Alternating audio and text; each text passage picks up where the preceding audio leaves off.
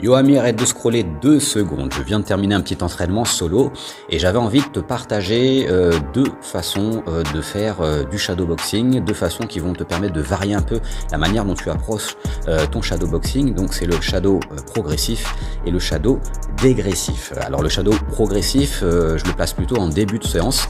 Ça me sert vraiment d'échauffement. Ce qui est intéressant, c'est que au premier round, tu vas placer juste des déplacements dans ton shadow, vraiment travailler tout type de déplacement, avant, arrière, latéraux, pivots, etc. Tu vas pouvoir même y mettre certaines techniques défensives si tu as envie, des parades, des esquives, des choses comme ça.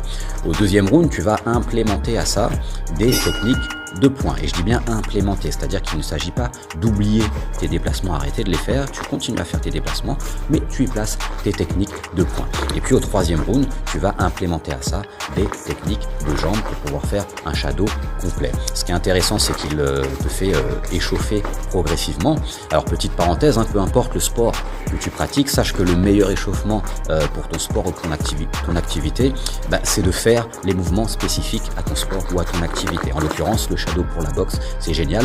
Et j'ai envie de te dire que le shadow, c'est génial pour tout le monde, pour toutes les activités, parce que c'est tellement complet.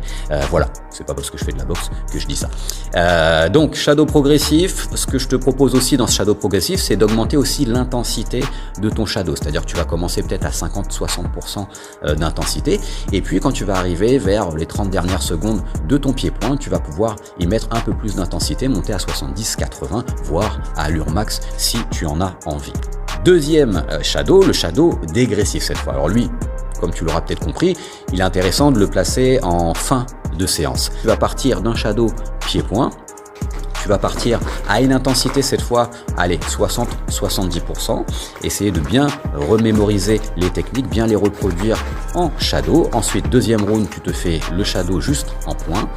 Tu descends en intensité, tu peux descendre à 50% et tu termines ton shadow troisième round en déplacement uniquement, très tranquillement. C'est un shadow qui peut te servir vraiment de retour au calme en fin de séance. Voilà, moi j'adore les utiliser, ces deux types de shadow là, que ce soit pour moi personnellement dans mes entraînements perso, que ça soit à la salle ou que ça soit dans mes coachings individuels. Donc dis-moi ce que tu en penses, teste, regarde ce que ça donne. Généralement moi je fais des rounds d'une minute, j'enchaîne, donc mon shadow dure en tout 3 minutes et j'enchaîne de minute en minute, déplacement, point, pied sur le shadow progressif et puis point, pied, point et déplacement sur le shadow dégressif. Voilà, allez, tu peux continuer de scroller, like la vidéo si elle t'a plu, partage si elle t'a plu, commente ce que tu en penses, teste et puis n'oublie surtout pas de t'entraîner. Allez, peace.